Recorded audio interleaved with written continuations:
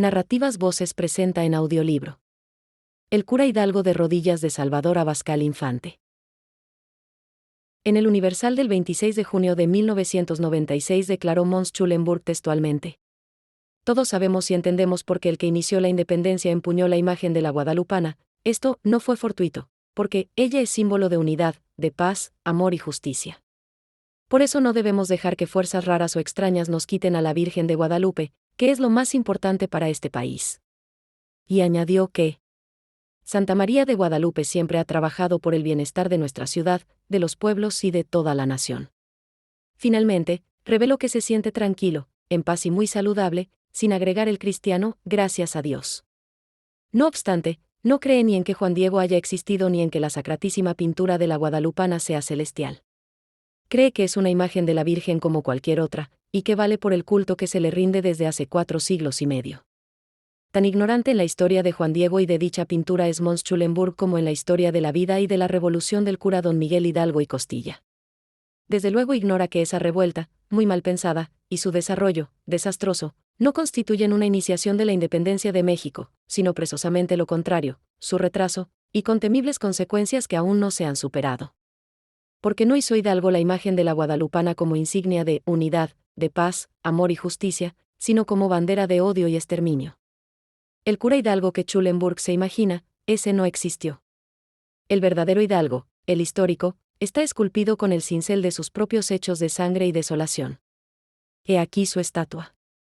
Miguel Hidalgo y Costilla Gallaga y Villaseñor era criollo puro por los 4 costados, con una mezcla de los más distintos temperamentos españoles, predominado por falta del ejercicio del dominio de las pasiones, más de la impetuosidad, que en un verdadero carácter es serena y dueña de sí misma y tanto más cuanto mayor es el atolondramiento más desquiciado.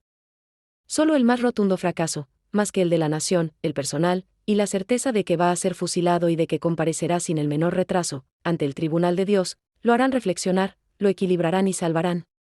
Providencial pena de muerte decretada y ejecutada sin dilaciones. Miguel nace en la hacienda de San Diego Corralejo, al oeste de Cuitzeo, al noroeste de Pénjamo, el 8 de mayo de 1753. Se le bautiza en Cuitzeo de los Naranjos con el nombre de Miguel Gregorio, Antonio Ignacio. En purépecha Cuitzeo significa, donde abundan los zorrillos, y Miguel será, no un apestoso zorrillo más, sino un atildado, zorro, seductor de gallinas, como se le calificará desde que fue estudiante en el Colegio de San Nicolás de Valladolid. Terminada por su propio padre su instrucción primaria en el bello y apacible Corralejo, aquel lo llevó al Colegio Jesuita de San Francisco Javier de Valladolid. Antes de cumplir los 9 años murió su madre doña María Gallaga y Villaseñor de Hidalgo y Costilla, el 15 de abril de 1762. Pasó luego una temporada con su tía María Costilla, en la hacienda de la Junta de los Ríos, poblada de naranjos y otros árboles frutales. Desgraciadamente, los jesuitas son expulsados en junio de 1767, magistral golpe masónico para ir poniendo en el imperio hispano-indio la base de la total secularización de la sociedad, el laicismo escolar. Miguel tiene 14 años, su maestro el padre don José Antonio Borda no alcanzó a ayudarle a encauzar su carácter, demasiado extravertido y sensual, y por sensual y extravertido, violento, y astuto cuando le era conveniente serlo, sobre todo ante situaciones que por su edad no le era fácil dominar. Seguramente oyó secretas y duras críticas de la gente sencilla por la inicua expulsión. Y tuvo conocimiento de las amenazas del virrey Marqués de Croix. Me veré obligado a usar del último rigor y de ejecución militar contra los que en público o secreto hicieren conversaciones, juntas, asambleas, corrillos o discursos, de palabra o por escrito, pues de una vez para lo venidero deben saber los súbditos del gran monarca que ocupa el trono de España que nacieron para callar y obedecer, y no para discutir ni opinar en los altos asuntos del gobierno. Alumno del Colegio de San Nicolás en 1768, allí tuvo que oír lo mismo a los partidarios de los jesuitas que a sus detractores, que no eran pocos ni tibios.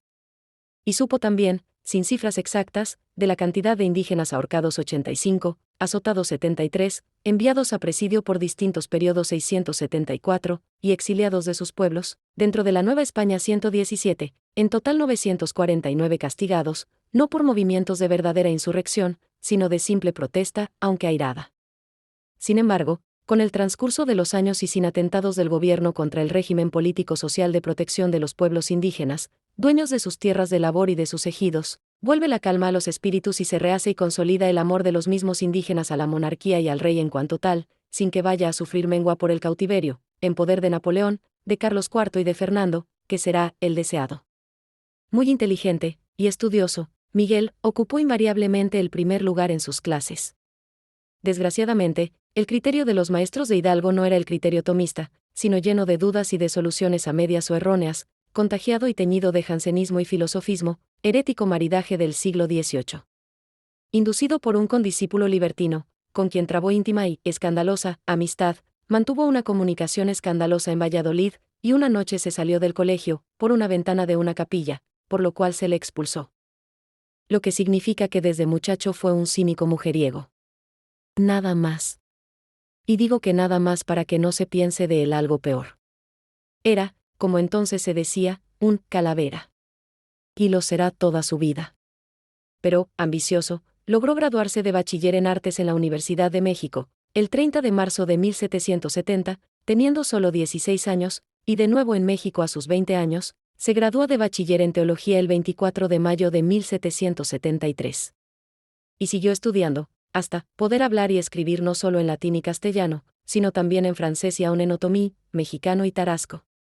Olvidado su pasado de estudiante, tuvo a su cargo en el Colegio de San Nicolás un curso completo de artes, del 18 de octubre de 1779 al 14 de febrero de 1782. Desgraciadamente, sin vocación sacerdotal, sin pensarlo, por atolondrado, consigue ser ordenado presbítero en 1778 y 1779, a los 25 y 26 años. En agosto de 1782 consiguió, como sustituto, la cátedra de prima de teología, que desempeñó también en 1783. Luego, catedrático propietario de teología escolástica desde marzo de 1787, este mismo año y los dos siguientes fue vicerrector, secretario y tesorero del colegio. Y en 1790 obtuvo además la cátedra de moral y la rectoría del colegio. En 1784 había presentado, en un concurso abierto por el deán de la Catedral de Valladolid, una disertación sobre el verdadero método de estudiar teología escolástica, en la que, sin ninguna elegancia literaria, desbarra lamentablemente, afirmando que la teología escolástica, fundada en las formas substanciales y accidentales de Aristóteles, no había producido más que perniciosos efectos en las escuelas y en el seno de la Iglesia. Superficial, es amigo de lo nuevo, creyendo que por nuevo constituye un verdadero progreso. Pero, ¿por qué tiene que renunciar a la rectoría del Colegio de San Nicolás y aceptar el curato de Colima, por dos delitos: desordenado en el manejo del dinero, sale desfalcado en sus cuentas de rector por jugar a la baraja con cierta frecuencia? Porque este vicio tenía, y se le abre el correspondiente proceso, de vita et moribus, sobre la vida y las costumbres, en la curia diocesana. Era un sacerdote abarraganado, pues acababa de tener dos hijos, uno tras otro, un niño y una niña, de doña Manuela Ramona Pichardo. Luego de años había de mantener un amor sacrílego con una señora de la sociedad de Valladolid. El escándalo era mayúsculo. La niña, Agustina, se casaría con el famoso guerrillero Encarnación Ortiz, el Pachón, y el niño, Luis Mariano, llegó a ser teniente coronel. Sale de Valladolid a fines de 1791, y toma posesión del curato de Colima el 24 de marzo de 1792. Compra una casa para vivir en ella, pero el 22 de noviembre deja el curato, regala su casa al ayuntamiento del lugar y se vuelve a Valladolid. Para desprenderse de él, Fray Antonio de San Miguel, obispo de Michoacán, logra que el rey nombre a don Miguel párroco de San Felipe Torres Mochas, importante curato del cual toma posesión el 24 de enero de 1793. Iba a cumplir 40 años y de inmediato organizó una orquesta, tanto para las funciones de la parroquia como para los bailes y diversiones que había con frecuencia en el curato. 10 años transcurrieron de frecuentes viajes a lugares más o menos cercanos, y sobre todo de bailes y diversiones, como la representación de comedias escogidas por el cura, entre las cuales destacó el Tartufo de Molière, traducida del francés por el propio cura. El meollo del Tartufo está en la siguiente conversación. Edelmira le pregunta a Tartufo: «Pero, ¿cómo consentir en lo que queréis, sin ofender al cielo, del que a todas horas habláis?» A lo cual responde Tartufo: «Yo puedo disipar esos temores ridículos, señora, el cielo prohíbe en efecto ciertos goces, pero se hacen con el componendas, según las diversas necesidades en que uno se encuentra. Hay una ciencia que permite aflojar los lazos de nuestra conciencia. Con la pureza de nuestra intención, de esos secretos, señora, sabré instruiros. Contentad mi deseo y no tengáis espanto, os respondo de todo, que caiga sobre mí el mal. En fin, vuestros escrúpulos son fáciles de destruir, os aseguro que habrá secreto absoluto, El mal no está nunca más que en el ruido que de él se hace, el escándalo del mundo es lo que hace la ofensa, no es pecar, sino pecar sin que nadie lo sepa. ¿En quiénes de las invitadas a las representaciones de la comedia había puesto los ojos nuestro Tartufo? Cuando menos a una conquistó. Luego lo veremos. En 1800 es invitado para ir a la fiesta de la Pascua de Resurrección a Tajimaroa, la actual ciudad Hidalgo, y durante el almuerzo con el cura del lugar y con otros sacerdotes huéspedes, despotrica de manera burlona e irreverente, por lo cual se le acusa de hereje ante la Inquisición, pero él se disculpa diciendo que solo había tratado de burlarse de uno de ellos, y como entre los testigos llamados a declarar, tanto de Tajimaroa como de Zitácuaro, San Luis Potosí, Querétaro, San Miguel, Puebla y otros lugares, algunos le fueron favorables, quedó pendiente el asunto, que más tarde se reabrirá. Sintiéndose plenamente libre en su curato de San Felipe Torres Mochas, sus bailes, representaciones teatrales y tertulias los amenizaba no solo con sus juegos de baraja de apuestas sino con libres pláticas sobre la libertad francesa y contra el despotismo del gobierno monárquico, y por todo ello se hizo famoso el curato con el nombre de Francia Chiquita. Y don Miguel llegó a pensar en que sería bueno intentar la libertad de la América, que debía dejar de ser hispana, con procedimientos tomados de la Revolución Francesa, sin importarle, o sin saber, que ni en lo que hubiera podido tener la razón había ella obrado de manera razonable, según juicio exacto de Andrés Chenier, el gran poeta greco-francés que es degollado solo por decir verdades como esta, lo cual fue, según él mismo predijera, un deseado premio, pues también había escrito en un periódico: si triunfan esas gentes, más valdrá ser ahorcado por ellas que ser su amigo. Quizá no se conocía en la Nueva España el dato exacto de que la Revolución Francesa había costado más de 4 millones de víctimas en menos de 5 años, porque en la sola Francia se mataba lo mismo por odio que por envidia y por miedo, y luego por odios recíprocos con el resto de Europa, pero bien se sabía que aquello había sido una espantosa hecatombe, más infernal que las antaño ejecutadas por Gengis Khan, por Tamerlán y otros bárbaros. La bella y florida Francia había sido convertida en un charco de sangre. Y tenía que saber el sacerdote don Miguel Hidalgo cuáles estaban siendo las consecuencias de aquella revolución, que había sido preparada y dirigida por el jansenismo, el filosofismo, el protestantismo, el judaísmo y la masonería con sus 480 logias. Los hijos pertenecían al Estado, no a los padres y mucho menos a la Iglesia católica. La educación era laica y revolucionaria, y solo el Estado la impartía. El matrimonio era un mero contrato civil, y por lo tanto disoluble. Habían sido nacionalizados, robados, todos los bienes de la Iglesia. Libertad de cultos, en beneficio del protestantismo, con real sujeción de la Iglesia católica, hasta aplastarla, la infame, según la consigna de Voltaire. El cura de la Francia Chiquita tenía que dar el ejemplo. Uno de los concurrentes a las tertulias del curato era don José Dionisio Quintana, con su esposa doña María de Castañón y su hija la señorita Josefa, a la que el cura sedujo, y de ella tuvo 2 niñas, una tras otra, Micaela y María, esta última en 1803. Seguramente gozaba Hidalgo de cierta fascinación con las mujeres, como la que tuviera Robespierre, no obstante, no ser, ni el uno ni el otro un Adonis, era la atracción del abismo, de lo misterioso, de lo trágico, o de lo simplemente prohibido. Por fin montaría en cólera el papá de la señorita Josefa al repetirse el crimen y la desvergüenza del cura y la debilidad de ella. Quizá tal ocurrió, porque no obstante ser allí feliz aquel con su querida, con sus 2 criaturitas y con la rica y magnífica hacienda de jaripeo, que había podido comprar, le pide a su hermano José Joaquín, cura del pueblo de Dolores, un cambio de curatos, y obtiene este de Dolores, aunque no por cambio, sino, habiendo muerto su hermano el 19 de septiembre de aquel año de 1803, por consentimiento y decisión del obispo de Michoacán. Mal andaba la disciplina eclesiástica, tanto o más que la social. Como ahora. 50 años tenía al tomar posesión el 3 de octubre de 1803 del curato de Dolores. Vivirá allí con sus 2 medios hermanas, con su hermano don Mariano, con su pariente don José Santos Villa y sus 2 últimas hijas, con su nodriza, una indita. Sí, bonita, ya sabemos su destino. En atención al natural escándalo, 2 veces le insinuó al cura la Inquisición la conveniencia de que no las tuviera en su casa, pero él contestó que estaban al cuidado de sus 2 hermanas.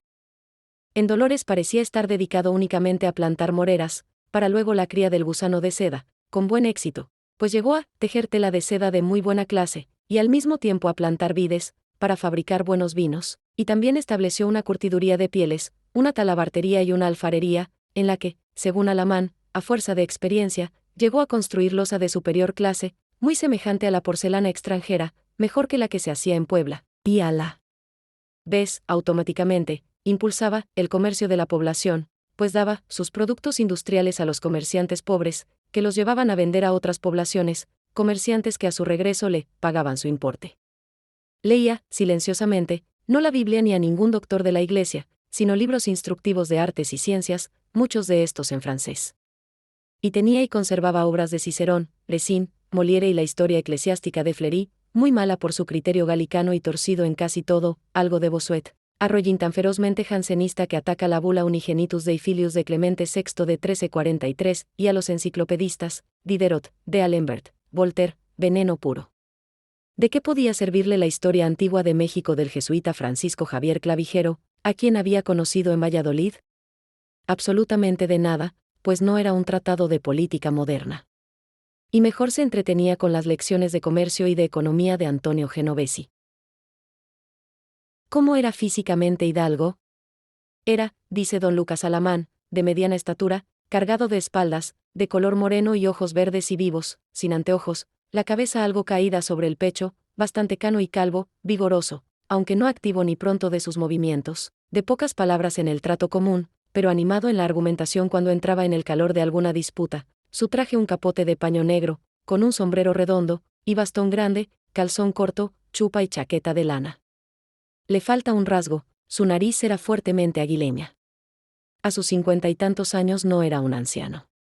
Estaba en la plenitud de la vida y cuando las pasiones alcanzan el máximo desarrollo si no se les ha refrenado sin la menor concesión, sobre todo la concupiscencia de la carne, y en ciertos caracteres, como el de Hidalgo, el afán de dominio de los demás, no de sí mismo. Durante todo el día se le veía tranquilo y sin descansar un minuto, ya leyendo, ya inspeccionando sus trabajos de industria y comercio, sin preocuparse de la cura de almas, su máxima obligación de conciencia, que había delegado en otro sacerdote, quizás sin dejar de celebrar misa los domingos, y por lo mismo de comulgar, siempre sacrílegamente, pues no podía arrepentirse de su lujuria, aunque la tenía ya bien reglamentada, seguramente, con la nodriza de Mariquita, o con cualquiera otra mujer, que no podía faltarle, dominado como estaba por el demonio del mediodía, o mejor dicho de la medianoche, que le bastaba para regodearse. Imposible era que previeran algo malo de aquel cura industrioso sus amigos, ni el obispo electo de Michoacán, Abad y Queipo, ni el intendente de Guanajuato, don Juan Antonio Riaño, o sea, ni la autoridad eclesiástica ni la autoridad civil, con quienes se reunía a platicar, ya en Guanajuato, ya en Dolores, por el invitados. Y en otras ciudades tenía también buenos amigos, en Querétaro el corregidor, y se sobreentiende que la corregidora, en San Miguel, el capitán Ignacio Allende, etc., a quienes con cierta frecuencia iba a visitar. Mientras tanto, con sus lecturas de los revolucionarios franceses más y más se le hincaba la idea de que era necesaria la libertad francesa en esta América. Y más se enardeció al ver el fracaso del movimiento de provisional independencia sin revolución mediante el acuerdo de los ayuntamientos de la nación del licenciado Primo de Verdad, quien con Fray Melchor fallecía en su prisión, habiendo sido aprehendido, depuesto y enviado a España el virrey Iturrigaray, suplantado por el mariscal don Pedro Garibay, todo este gran fracaso en julio y agosto de 1808, por el golpe de mano del rico hacendado don Gabriel de Yermo, en espera de la liberación del príncipe don Fernando, en poder de Napoleón juntamente con Carlos IV. Surgen entonces en España varias juntas, y predomina en diciembre de 1808 la de Sevilla, que el 1 de enero de 1809 convoca a las Cortes, que serán constituidas por diputados de las distintas provincias de España que gocen de cierta libertad y por un diputado de cada capital de provincia de las colonias. El intendente Riaño le escribe a Hidalgo pidiéndole que practicase sus diligencias en San Miguel el Grande, a fin de que fuese en la lista de los propuestos para entrar en el sorteo del que se había de nombrar apoderado por la provincia, para ir a las Cortes. No le hizo caso a Riaño don Miguel, pues no estuvo él entre nuestros diputados a las Cortes de Cádiz. Odiaba ya visceralmente Hidalgo a los españoles. No podía esperar nada de aquellas Cortes. Lo que quería era correr a los gachupines y no consentir en nuestro suelo a ningún extranjero, según aseguró un tal Sotelo que a él mismo se lo dijera. Si había una injusticia impolítica cometida por el gobierno de Madrid, todos los cargos importantes del virreinato se les concedían a peninsulares, solo a estos. Lo cual sulfuraba a don Miguel y a los más de los criollos. Tras de un abortado intento de insurrección en 1809 en Valladolid, en Querétaro se planea un movimiento de independencia, contando con el capitán Allende, a quien dan el título de general, y con su inmediato el capitán Aldama, pero siendo Hidalgo, el cura de Dolores, el principal motor, que sugiere las ideas, reduciéndose su plan a hacer la independencia, según denuncia de Juan Ochoa, en una carta dirigida al virrey Venegas fechada el 11 de septiembre de 1810. Mientras tanto, lentamente, pero no dejaba la Inquisición de amenazar a Hidalgo desde 1807, reabriendo el proceso de 1800, y sobre todo desde 1808 y 1809, en virtud de que una mujer llamada María Manuela Herrera se había presentado por sí sola a denunciar al cura Hidalgo, entre otras cosas por las relaciones que con ella había tenido y que durante ellas le había dicho él: ¿qué querrá usted creer que hay infierno y que hay diablos? Y enseguida: no creas eso, Manuelita, que esas son soflamas. Tratando de quitarle escrúpulos y temores como los de la Elmira de Molière con argumentos semejantes a los de Tartufo en la Comedia de Marras. ¿Acaso llegó a pensar que el único medio de librarse de la Inquisición era levantarse en armas? No creo que tal pensamiento haya sido el decisivo, aunque sí pudo tener cierto peso en su ánimo. Lo cierto es que desde antes de estallar la insurrección, según un informe de Juan Ochoa, entre los comprometidos se consideraba al capitán Allende como el principal ejecutor de la revolución armada, el capitán Aldama, su segundo, y a Hidalgo, cura de Dolores, autor y director de la revolución proyectada. Allende no se daba exacta cuenta de lo secundario de su papel, pues en carta dirigida a Hidalgo el 25 de mayo de 1810 le dice: ojalá y tuviera 500 hombres del entusiasmo y brío de mi amigo don Miguel, pero si mi desgracia no me los franquea, seré yo solo, ya que mis paisanos hacen el sordo. Primero se convino que el movimiento se iniciara en Querétaro y en San Miguel el Grande el 29 de septiembre, luego, que el 2 de octubre, y enseguida que el 1 de ese mismo mes. Pero, descubierta por traidores la conjuración, las autoridades de Querétaro dictan sus primeras medidas en contra. La corregidora le da aviso de ello al alcaide de la cárcel, don Ignacio Pérez, para que de inmediato emprenda el viaje a campo hasta San Miguel, a donde llega como a las 10 de la noche del 15, y no encontrando al capitán Allende, en un baile, en la casa de un hermano de aquel, le dio la noticia al capitán don Juan Aldama.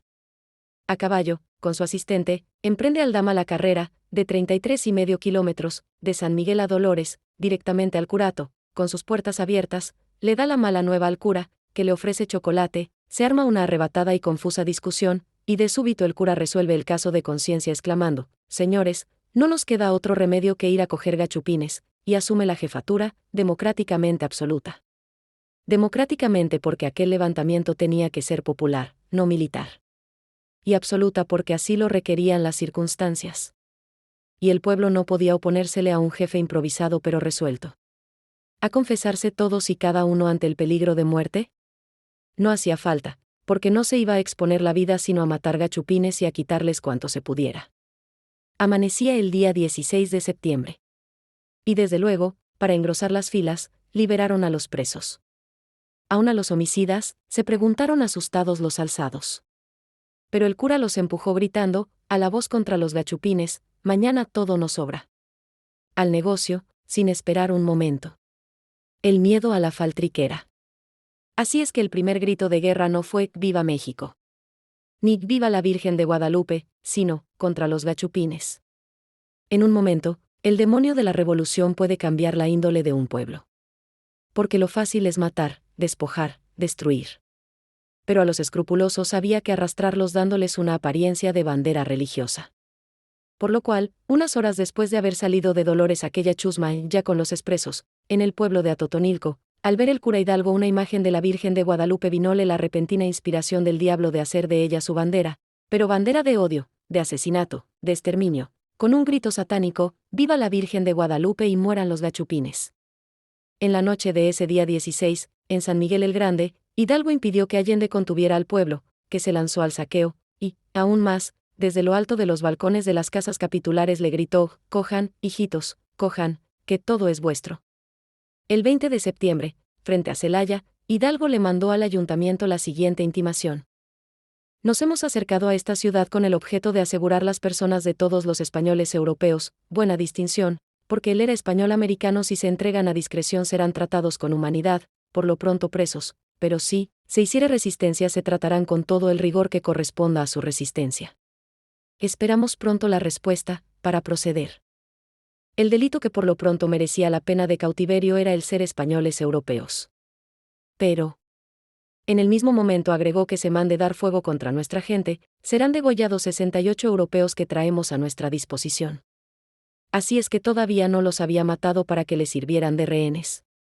al intendente Riaño, otrora su amigo, le escribe intimándole la rendición de la ciudad de Guanajuato, prometiéndole que luego que se lograra la independencia se libertaría a los europeos, con derecho, en ese momento, a que se les restituyeran sus bienes, de que, por ahora, para las exigencias de la nación, no servimos. Aunque aquellos españoles europeos no hubieran tomado las armas para defender vida y hacienda. El 28 de septiembre, habiendo tomado Hidalgo las ciudades de Celaya, Salamanca, Irapuato y Silao, proclamando mentirosamente en todas partes que la revolución era en defensa del rey y de la religión contra los franceses, a quienes querían entregar el reino los gachupines, avanza sobre Guanajuato. El intendente Riaño se había encerrado en la alhóndiga de Granaditas, construida por él mismo, con los archivos, los caudales reales, los españoles pacíficos y soldados mal armados. No tarda en ser herido mortalmente el intendente, y ya sin jefe, soldados y civiles mal se defienden, pues de los civiles, unos sacaban bandera blanca pidiendo la paz mientras otros se empeñaban en la defensa, hasta que la chusma se apodera de la alhóndiga, y dentro de ella son asesinados cruelmente 200 soldados y 105 civiles españoles, y luego, afuera, el saqueo de las casas y tiendas de los españoles, de las minas y de las haciendas se prolonga hasta el día 30, hasta que, harta ya la chusma de asesinar, robar y destruir, publica Hidalgo un bando amenazando con la pena de muerte para los ladrones. Empero, en la alhóndiga ya había corrido un arroyo de sangre. Y ya no quedaba nada digno de ser robado.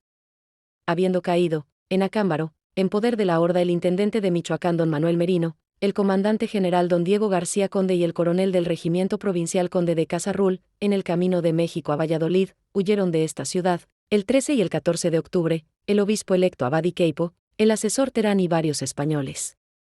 Por lo cual, el día 15, previa consulta a teólogos y juristas, por evitar daños y el desprecio de la censura, el gobernador sustituto de la Mitra conde de Sierra Gorda dijo que levantaba la excomunión que el obispo electo había declarado que pesaba sobre los jefes insurgentes.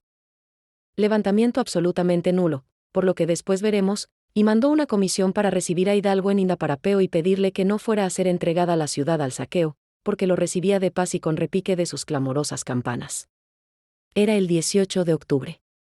Con tantos honores, Hidalgo se portó muy bien, pues de la clavería cogió cuanto allí había, 114,000, pero dejando recibo para mayor escarnio.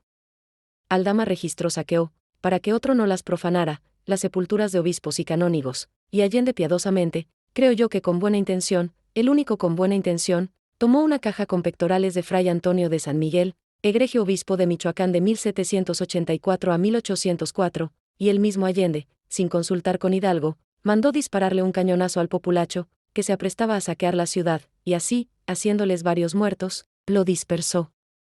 El 19 de octubre decretó Hidalgo la abolición de la esclavitud, bajo pena de muerte, teniendo peor que como esclavos a los españoles presos, y no existiendo ya de hecho, aunque no por decreto, la esclavitud en la Nueva España, pues todos los esclavos, solo negros, habían sido liberados por sus dueños. Decretó también Hidalgo la abolición del tributo personal de los indios y de las castas, que importaba 1.200.000, tributo que había sido abolido por el gobierno el 26 de mayo. Y sale el mismo día 19 en dirección de la capital. En Charo lo alcanzó el cura Morelos, otro cura abarraganado, y lo acompañó hasta Indaparapeo, donde fue comisionado para correr los tierra calientes del sur. Nada más 3 hijos sacrílegos se le conocen a Morelos: Juan Nepomuceno Almonte, nacido en Carácuaro el 15 de mayo de 1803, José Victoriano, que nace en Ocupétaro el 5 de septiembre de 1808, y una niña, que nace en 1809, los 3 de 3 distintas amantes. A escasos 30 kilómetros de la capital se topa Hidalgo con la tropa virreinal de Torcuato Trujillo, 1.000 infantes, 279 jinetes mulatos de Yermo y 50 de Manzano, siendo uno de sus oficiales don Agustín de Iturbide. Hidalgo había sido proclamado generalísimo en Acámbaro, a la cabeza de 80,000 hombres. Se le vio entonces vestido de azul, con collarín y vueltas, y solapa encamada, con un bordado muy menudo de plata y oro, un talí negro, también bordado, y una grande imagen de oro de la Virgen de Guadalupe, colgada en el pecho, con la guadalupana, desde Atotonilco, para atraer a la gente, según declarará ante sus jueces. Con grandes esfuerzos, gracias a los 2,000 hombres disciplinados de Allende, y con grandes pérdidas, pero ganó Hidalgo la batalla del Monte de las Cruces, el 30 de octubre. El día 31 envió Hidalgo a México en coche a Jiménez y 3 oficiales, con 4 dragones de escolta, enarbolando bandera blanca, llevaban un pliego para el virrey, quien les mandó decir que se volvieran por donde habían ido, y prontito, si no querían que se les hiciera fuego. muy desconcertados, con sus propios honores volvieron las espaldas, hasta verse de nuevo con Hidalgo, quien, decepcionado y herido por el despreciativo desaire del virrey Venegas, abandona la idea de echarse sobre la capital, no por temor al inevitable y terrible saqueo que sus hordas efectuarían si la tomaban, sino a la derrota más cabal y a la definitiva pérdida de su gente. Fue esto lo que tuvo que pensar ante la viril actitud de Venegas y sabiendo, por haberse interceptado un correo realista, que el general Calleja marchaba hacia México. «Hemos cerrado el golpe», exclamó ante García Conde, y el 2 de noviembre, Día de los Fieles Difuntos, emprende la marcha hacia Querétaro. Hidalgo procuraba desviarse del camino que seguía Calleja, cuando, de improviso para ambos, se encontraron frente a frente en San Jerónimo Aculco, el 7 de noviembre. ¿Y siquiera en campaña guardaba Hidalgo castidad? Nada de eso, llevaba consigo 8 lindas jovencitas, el serrallo de los insurgentes, dijo Calleja, benignamente, inocentemente, pues el serrallo aquel era en primer término del cura revolucionario, sin poder impedir, y aún sin importarle, que su gente siguiera su ejemplo, violando a cuantas mujeres viejas y jóvenes y aún niñas estuvieran a su alcance. Los 80.000 hombres de Hidalgo se habían reducido a la mitad. Y Calleja llevaba únicamente 7.000 soldados, cuya artillería, sin réplica certera, fue suficiente para por sí sola sembrar el terror entre los hidalguistas, que no tardaron en dispersarse. Calleja recogió un buen botín y 600 prisioneros, de los cuales 26 eran desertores realistas, que fueron sorteados, y fusilados o no, según su suerte. Nuestros políticos de ahora, en un trance igual, recurrirían al diálogo, solo al diálogo, y la anarquía cundiría hasta en las propias filas del gobierno, lo que está ocurriendo ante el neozapatismo y neocomunismo.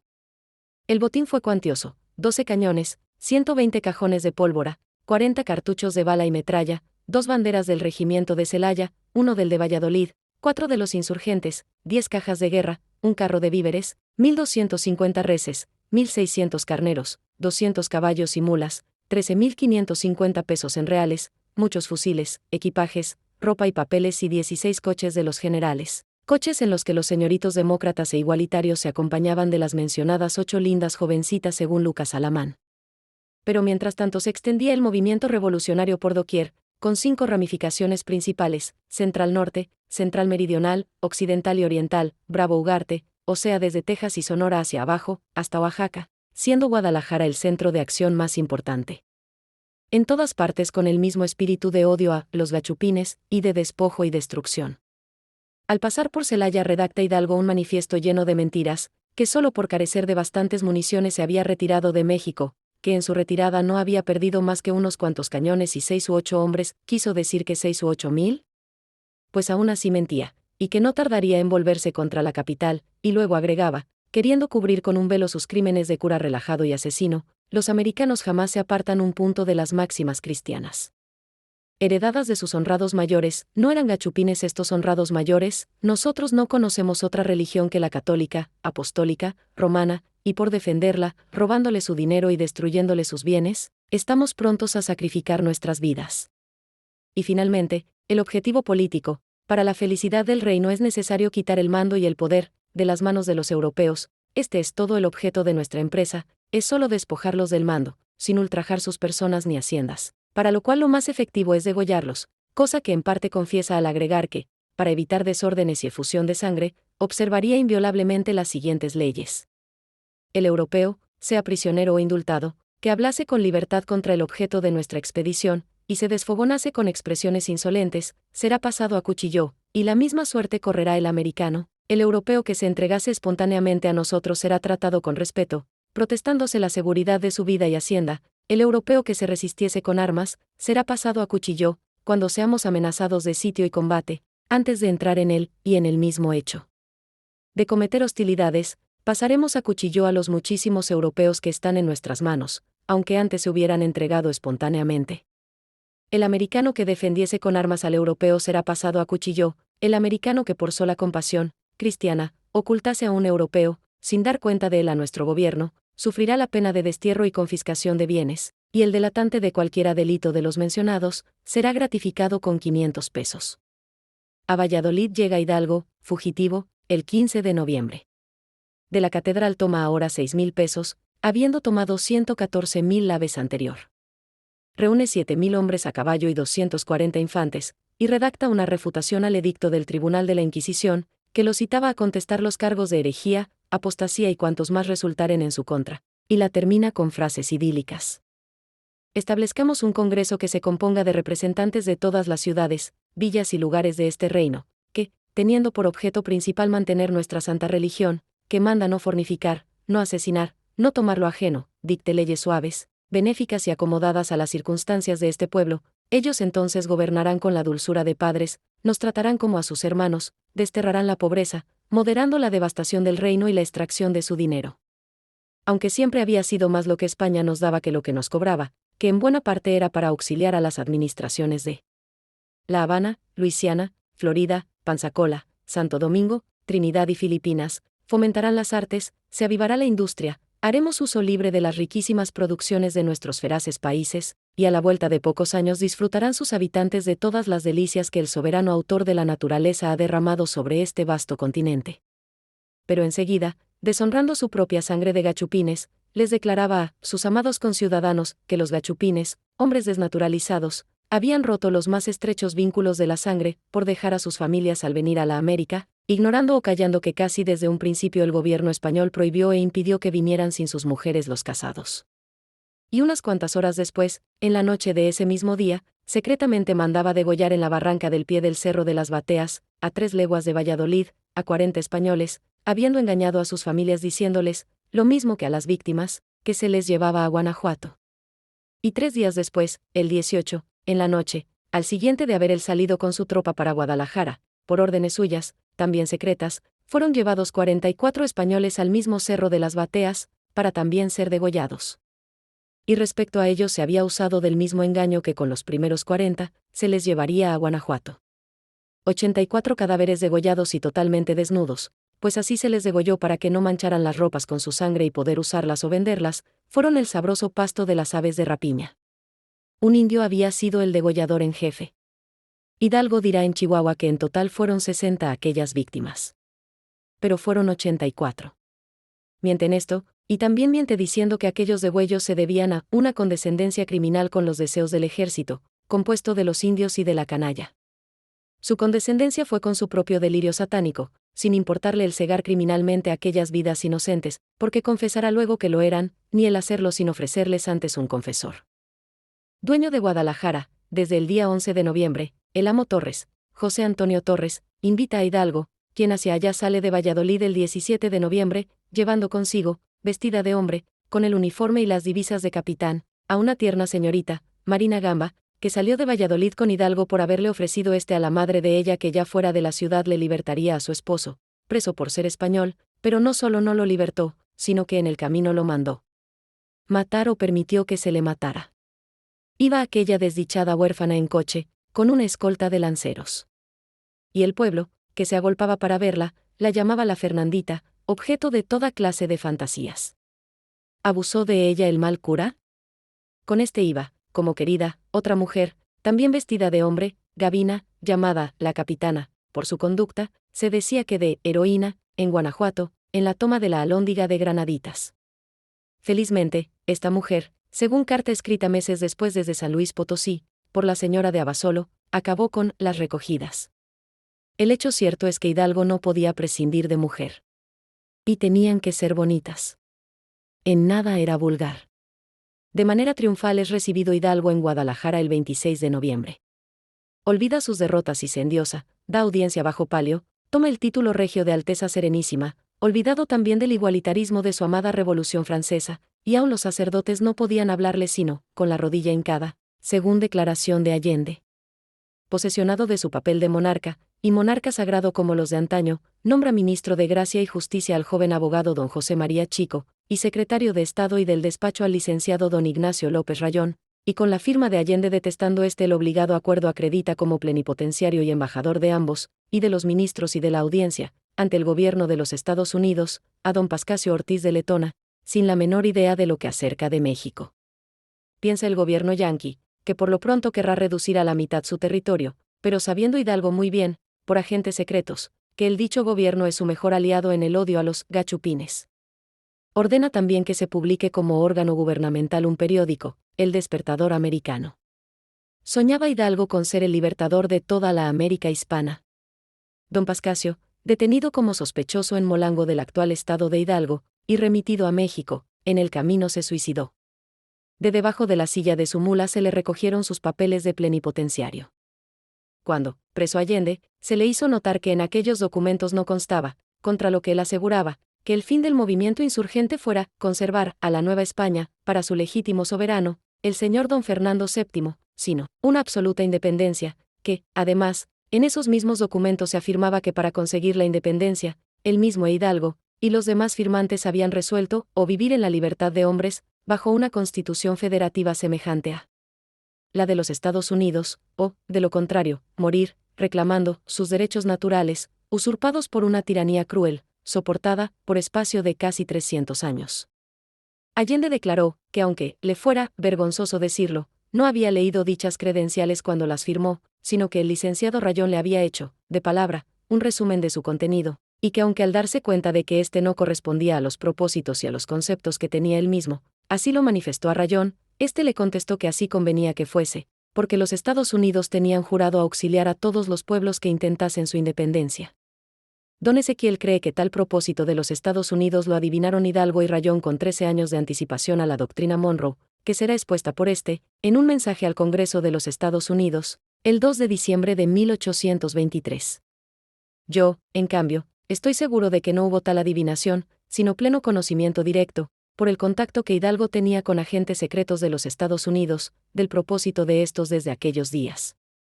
Allende pudo agregar en su causa que Hidalgo y los demás que firmaron dichos documentos, especialmente Rayón, abusaron de su buena fe, y que, por lo que toca al cura Hidalgo, no dudaba de que su idea era engañar al pueblo y al mismo declarante. Hidalgo no había dejado de ser el zorro, el falso, el engañador, el tartufo. Fácilmente se comía vivo al ingenuo de Allende. En el poder que se le confirió a don Pascasio Ortiz de Letona se ve algo más, muy importante.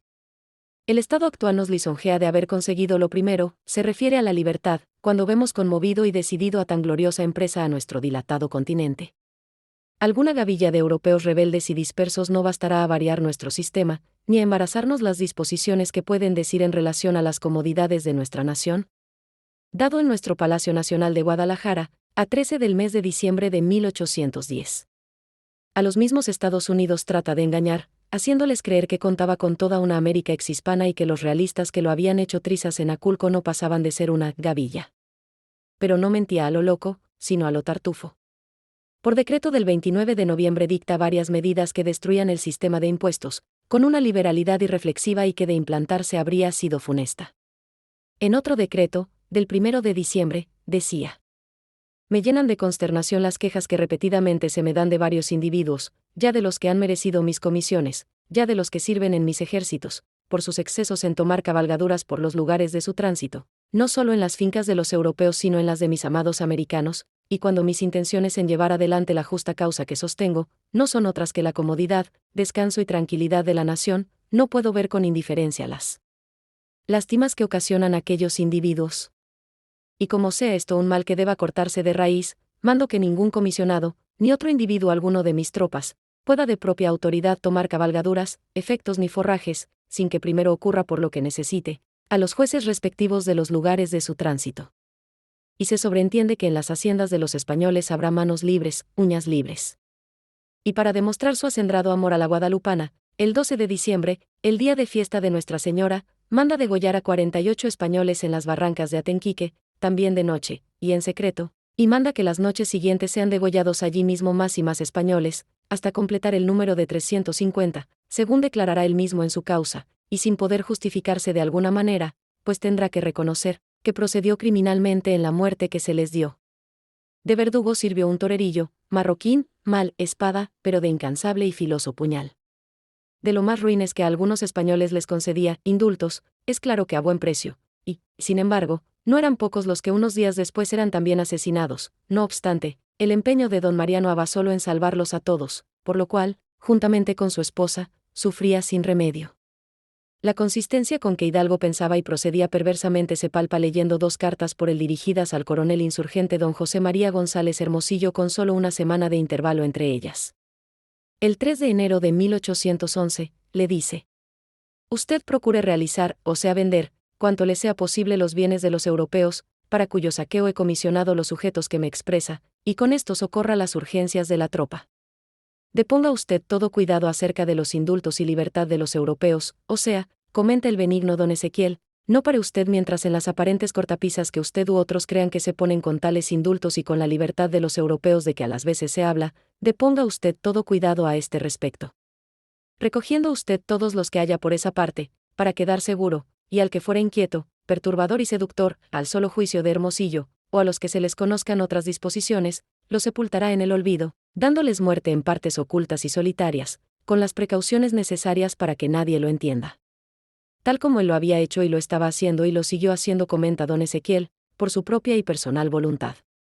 Y 7 días después, le decía: pienso que, con moderación, buen trato y desinterés se hace usted aun de la gente más bárbara de esos países, para lo que la necesite y pueda ser útil en las presentes circunstancias, es decir, para que le sirvan de cómplices y verdugos. Erróneamente, don Ezequiel ve inconsistencia, contradicción, entre esas dos misivas de Hidalgo, en las que yo veo una perfecta y perversa consistencia.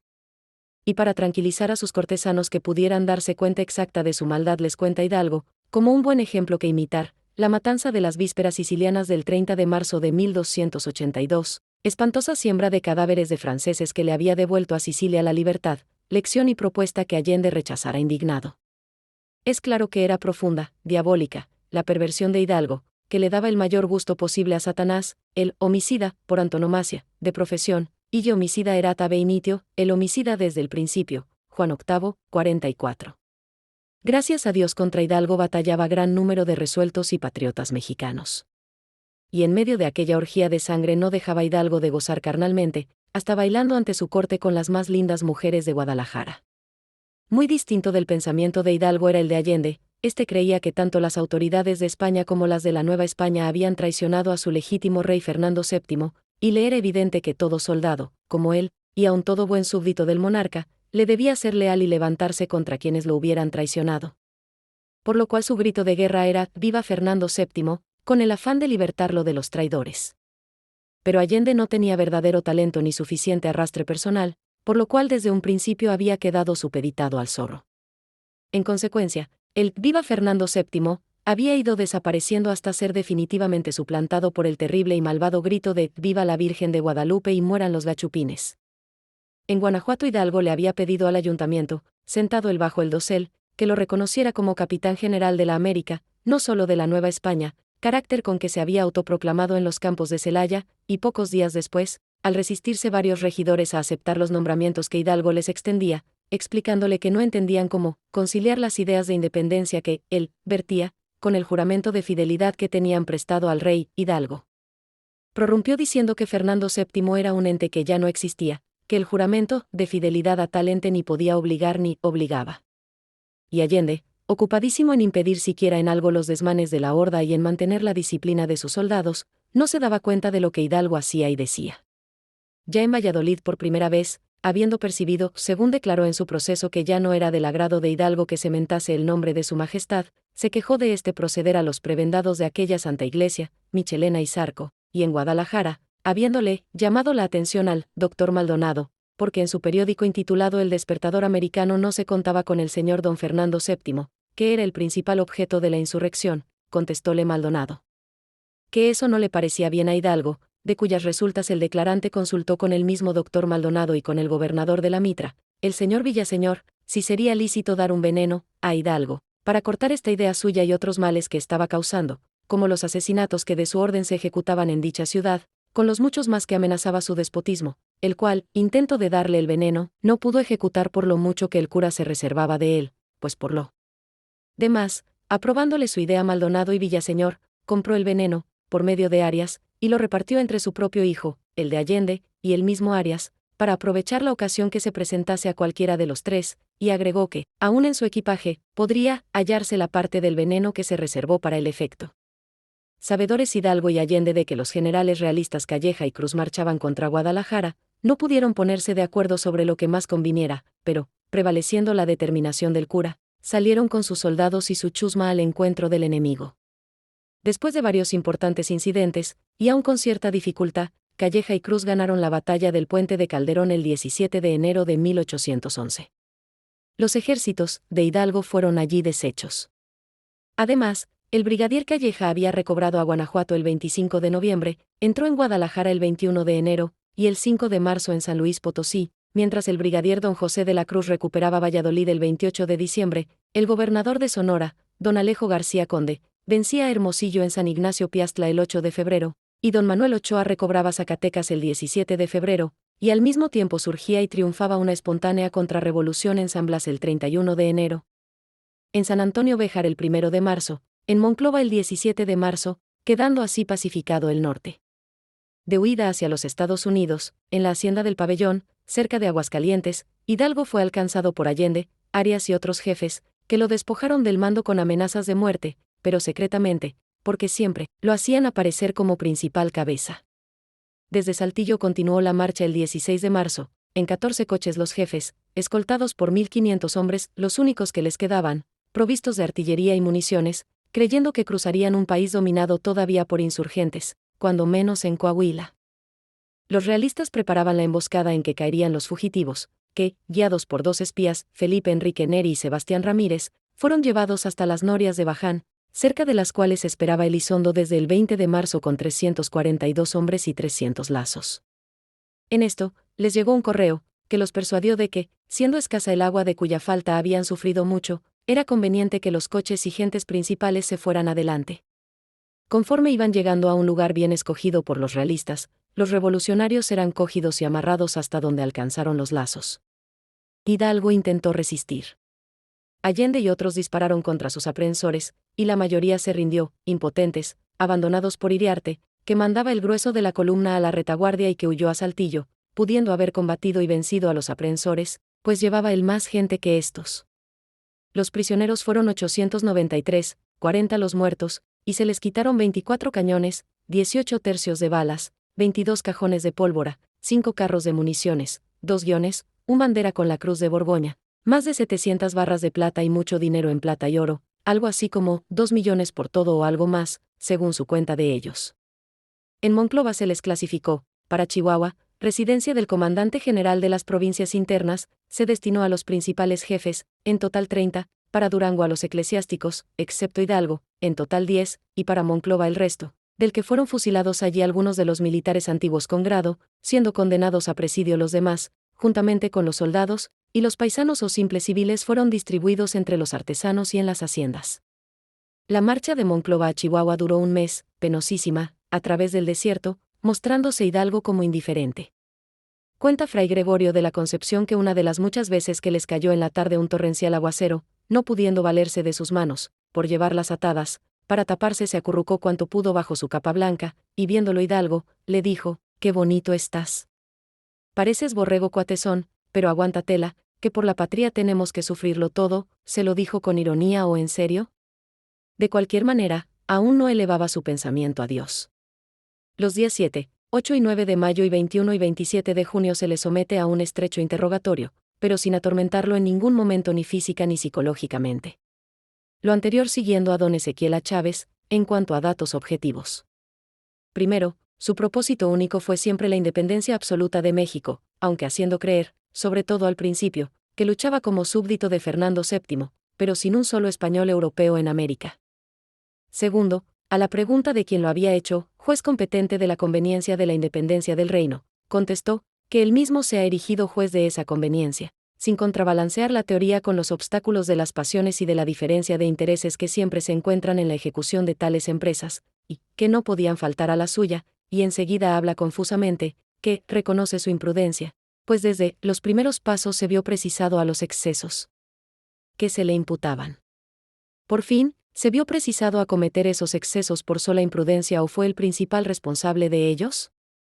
Aquí le faltó valor y sinceridad para confesar sus crímenes, debidos no a mera imprudencia sino a su reconcentrado odio a los gachupines. Tercero, a una nueva pregunta sobre sus propósitos, contestó mintiendo, pues dijo que su ánimo siempre fue el de poner el reino a disposición del señor don Fernando VII, siempre que saliese de su cautiverio. Y luego, al contestar la pregunta 38 se contradice, aunque no muy claramente, pues tuvo que confesar que en un manifiesto dirigido al pueblo se propuso probar que el americano debe gobernarse por americano, así como el alemán por el alemán, etc. Cuarto, no podía negar que había echado mano de la propiedad ajena, sin que a ninguno de los insurrectos se le despojara de sus bienes, pero dijo que eso fue porque no es lo mismo cortar de lo ajeno que de lo propio, y en cuanto a los caudales tomados de la Iglesia aseguró que lo fueron en calidad de préstamos, que de los bienes de la nación se le satisfarían, intención que sí es de creérsele, hasta por conveniencia. Quinto, explicó que para extender su movimiento no había tenido más que enviar comisionados para todas partes, los cuales hacían prosélitos a millares por donde quiera que iban. Sexto, dijo que en Atotonilco tomó una imagen de la Virgen de Guadalupe, esto se lee en la respuesta a la 12ª pregunta, y la puso en manos de uno, por parecerle a propósito para atraerse a la gente. Así es que no lo hizo por amor a la Virgen de Guadalupe, ni menos para enarbolarla como enseña de unidad nacional, sino para arrastrar gente suficiente que le permitiera acoger a todos los gachupines, militantes y pacíficos, sin distinción, viniéndole al mismo tiempo o poco después la idea de matar a cuantos pudiera. Este hidalgo es el verdadero, el que sí existió, Monseñor Schulenburg, no el que su señoría se imagina y presenta o por ignorancia supina o para engañar a la gente. Séptimo, declaró que los asesinatos que en Valladolid y Guadalajara mandó cometer se ejecutaban en el campo, a horas desusadas y en lugares solitarios para no poner a la vista de los pueblos un espectáculo tan horroroso, solo, como los saqueos, por una criminal condescendencia, con el ejército, compuesto de los indios y de la canalla, contestación a las preguntas 16, 17 y 20, pero reconociendo que procedió criminalmente. Y es clarísimo que más criminalmente de lo que él mismo confiesa, pues si los indios y la canalla de sus ejércitos le hubieran exigido aquellos asesinatos, no los habría ordenado tal como los ordenó, en secreto, a horas desusadas y en lugares lejanos de sus cuarteles. Por otra parte, aquella canalla él mismo la había engendrado, antes de su «Viva la Virgen de Guadalupe y mueran los gachupines», y de su «Cojan, hijitos, cojan, que todo es vuestro», no había canalla en la Nueva España aunque hubiera delincuentes. Octavo, confesó que su inclinación a la independencia fue lo que lo obligó a decidirse con tanta ligereza o llámese frenesí que yo califico con un término muy suave, atolondramiento. Y atolondrado había sido siempre en todo y para todo, de lo cual no se curará sino ante la evidencia de su rotundo fracaso y de que va a ser ejecutado. Enseguida, al preguntársele qué seguridad tenía de que su proyectada independencia no acabaría lo mismo que había empezado, por absoluta anarquía o por un igual despotismo, contestó que ninguna tenía y que ahora ha palpado por la experiencia que seguramente hubiera terminado en estas dos cosas, y agregó espontáneamente que por lo mismo quisiera que a todos los americanos se les hiciera saber esta su declaración, que es conforme a todo lo que siente en su corazón, y a lo mucho que desea la felicidad verdadera de sus paisanos. En consecuencia, cuando el juez comentó que, conforme a lo que llevaba declarado, fue grande imprudencia y temeridad esperar ningún bien para la felicidad del reino, de esta independencia buscada por medio de la insurrección, y que, lo único prudente, acertado y equitativo hubiera sido esperarla de las Cortes Generales y Extraordinarias de la monarquía para las cuales estaban nombrados diputados, por todas las provincias. Hidalgo contestó que eso era muy cierto, y habiéndole preguntado el juez cómo conciliaba, con la doctrina del Evangelio y con su estado eclesiástico, causar la ruina del comercio, minería, artes y agricultura, abriendo la puerta a la irreligión, al estrago de las costumbres y a la exaltación de las pasiones, dijo que nada de lo que contiene la pregunta se podía conciliar con la doctrina del Evangelio y con su estado, y que reconocía y confesaba de buena fe que su empresa fue tan injusta como impolítica, y que ella había acarreado males incalculables a la religión, a las costumbres y al Estado en general y muy particularmente a esta América. Tales que el gobierno más sabio y vigilante no podría repararlos en muchos años, de todo lo cual, sabiéndose responsable, pedía a todos perdón, y a los pueblos, por el mal ejemplo que les había dado, y pidiendo que todo esto se hiciera del conocimiento de todo el mundo. Y para asegurar que tan necesaria y noble confesión fuera del conocimiento del mundo entero, escribió un manifiesto de su puño y letra, fechado el 18 de mayo de 1811 y luego ratificado en todas sus partes el 7 de junio, expresando su ansia de llorar día y noche, por los que habían fallecido de su pueblo, por causa suya y por todos los males que había originado, y a la vez bendecir las misericordias interminables del Señor que le habían permitido entender sus yerros y arrepentirse de ellos. Pues mis pensamientos, decía, tienen a mi corazón en un tormento insoportable, aunque la noche de las tinieblas que me cegaban se han convertido en luminoso día, y en medio de mis justas prisiones, me presenta tan perfectamente los males que he ocasionado a la América, que el sueño se ha retirado de mis ojos y mi arrepentimiento me ha postrado en cama. Estas y otras exclamaciones demuestran lo profundo y la verdad de su dolor. Aún los pecados de su juventud acudían a su conciencia, pero sobre todo sus últimos crímenes lo hacían escribir. Americanos, mis compatriotas, europeos, mis progenitores, y sobre todo, insurgentes, mis secuaces, compadeceos de mí, veo la destrucción de este suelo, que he ocasionado, la ruina de los caudales que se han perdido, la infinidad de viudas y huérfanos que he dejado, la sangre que con tanta profusión y temeridad se ha vertido, y lo que no puedo decir sin desfallecer, la multitud de almas que, por seguirme, estarán en los abismos. Y nótese que no se dirige nada más a los habitantes de la Nueva España, sino a los americanos todos, como compatriotas suyos, pues bien entendía ya que sus crímenes tenían trascendencia inevitable en toda la América hispano-india. Y seguía, mostrando lo más íntimo de su pena, de su arrepentimiento y de su confianza en la misericordia de Dios. La santidad de nuestra religión, que nos manda perdonar y hacer bien a quien nos hizo mal, me consuela, porque espero que os compadeceréis de mí. Perdonadme unos, las víctimas, los males que os he inferido, y libradme vosotros, insurgentes, de la responsabilidad horrible de haberos seducido. Cierto de la misericordia del Señor, lo que me aflige son los perjuicios que he originado. Exhortaba luego a sus secuaces a reconocer de nuevo a las autoridades contra las que se habían rebelado, y prorrumpía, pensando de nuevo en Dios. ¿Con qué satisfacción me arrojaré en los brazos de un Dios que si como justo me debe sentenciar, como Padre piadosísimo me llama, y me da tiempo para que, desengañando al mundo, y arrepintiéndome, se vea en la suave precisión de decidir mi eterna suerte, según las promesas que nos ha hecho de que en cualquier día que el pecador se convierta, echará en perpetuo olvido sus iniquidades?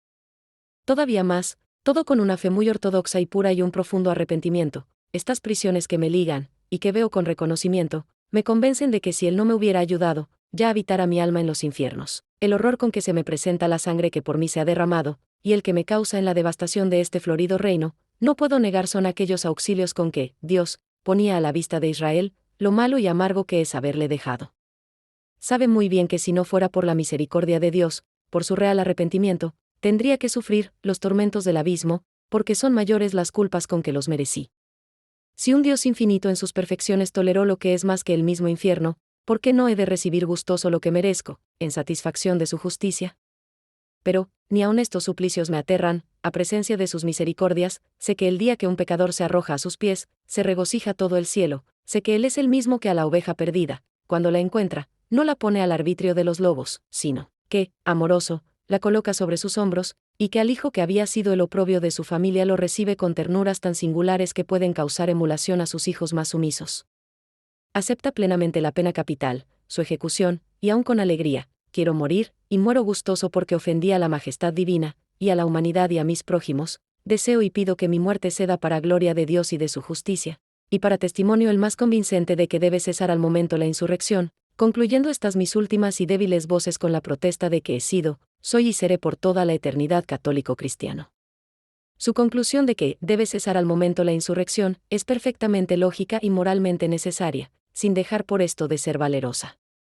Y a la misma conclusión llegará Morelos, aunque con otras palabras, en su retractación de los días 10 y 11 de diciembre de 1815, corroborada con su escrito del 12, en que le revela al virrey Calleja los lugares en que los insurgentes tenían guardados materiales de guerra y dinero, habiendo hecho otras revelaciones en sus declaraciones de los días 28, 29 y 30 de noviembre y 1 de diciembre. Y termina Hidalgo de esta cristiana manera: espero que las oraciones de los fieles de todo el mundo, de todas las naciones, porque sabe que el escándalo de sus crímenes cundió por todas ellas, con especialidad de las de estos dominios, se interpongan para que, dándome el Señor y Padre de las misericordias una muerte de amor suyo, y dolor de mis pecados, me conceda su beatifica presencia. Este último manifiesto de Hidalgo, íntegramente auténtico, pues todo él está escrito de su puño y letra, de dos cosas convence.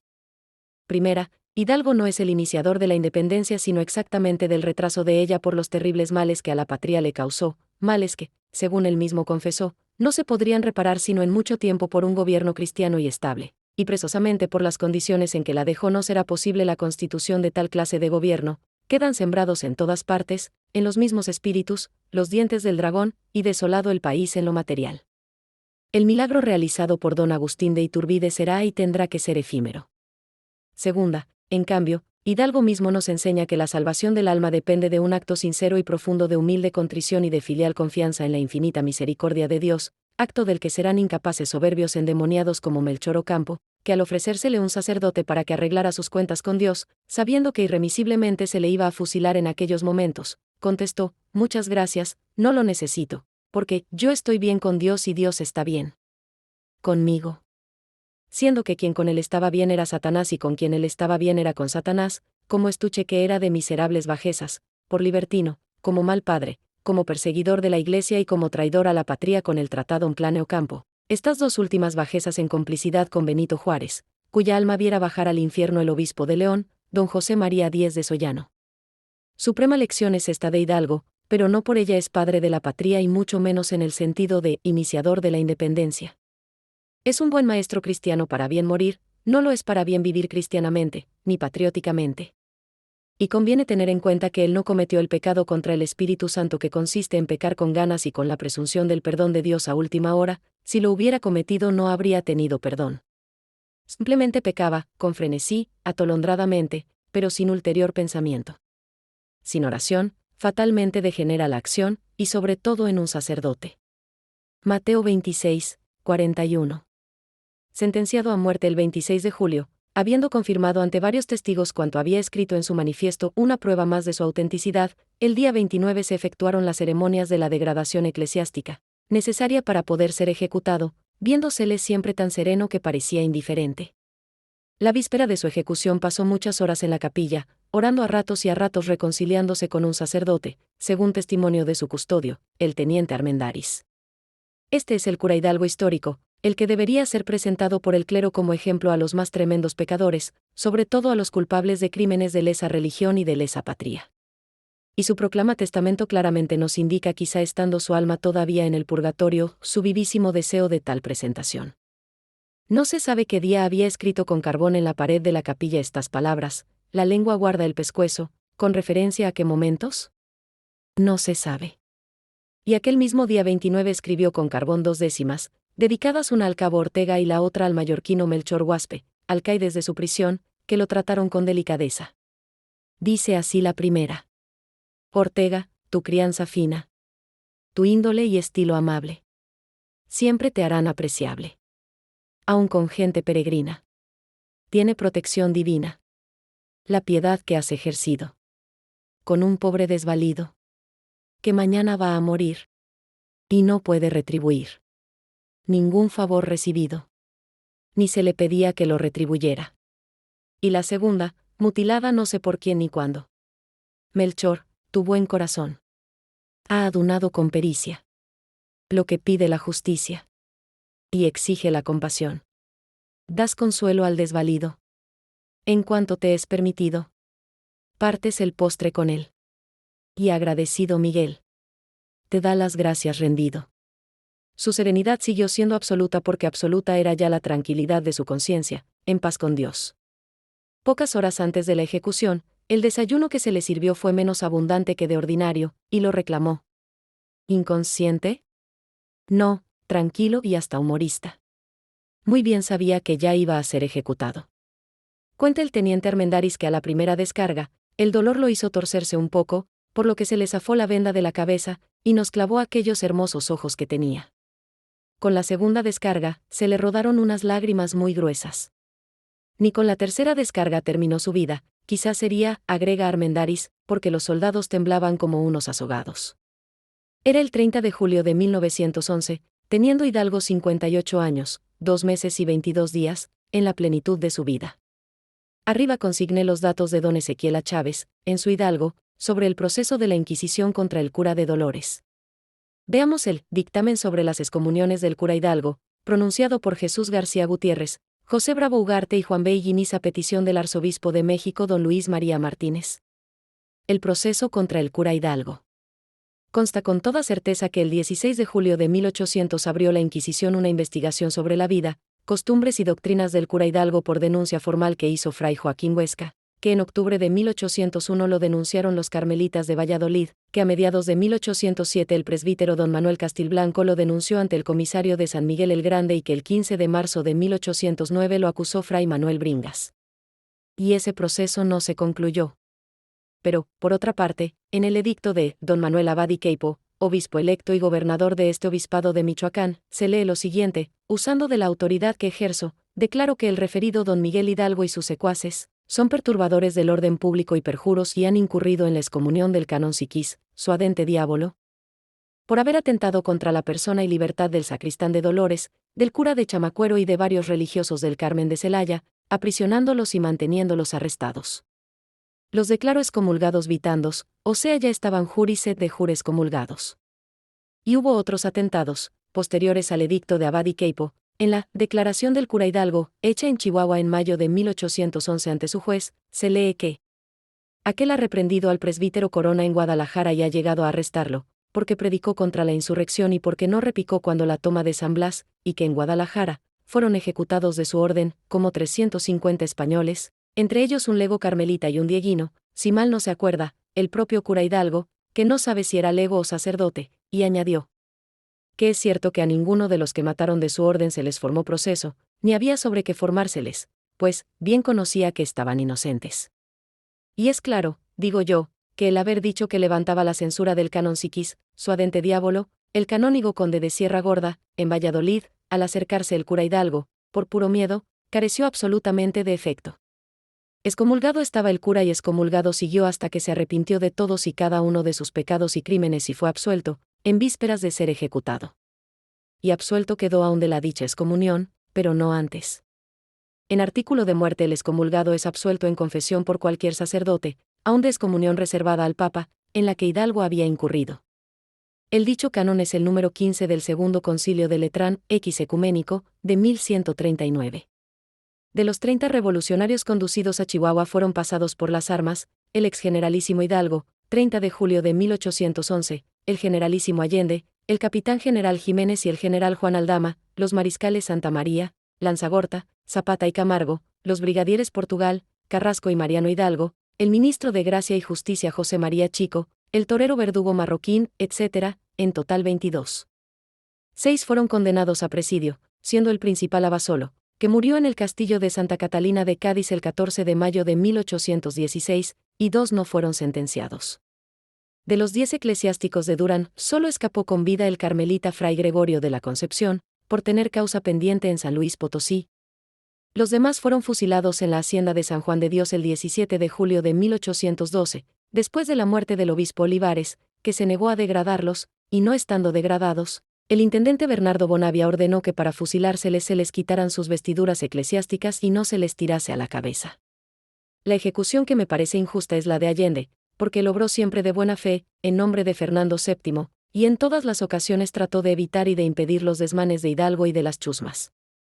Las cabezas de Hidalgo, Allende, Aldama y Jiménez, que se había cuidado de dejar intactas no dirigiendo a ellas los tiros, fueron llevadas a Guanajuato y colocadas en jaulas de fierro en cada uno de los ángulos de la alhóndiga de Granaditas, suspendidas en unas barras que sobresalen a la comisa.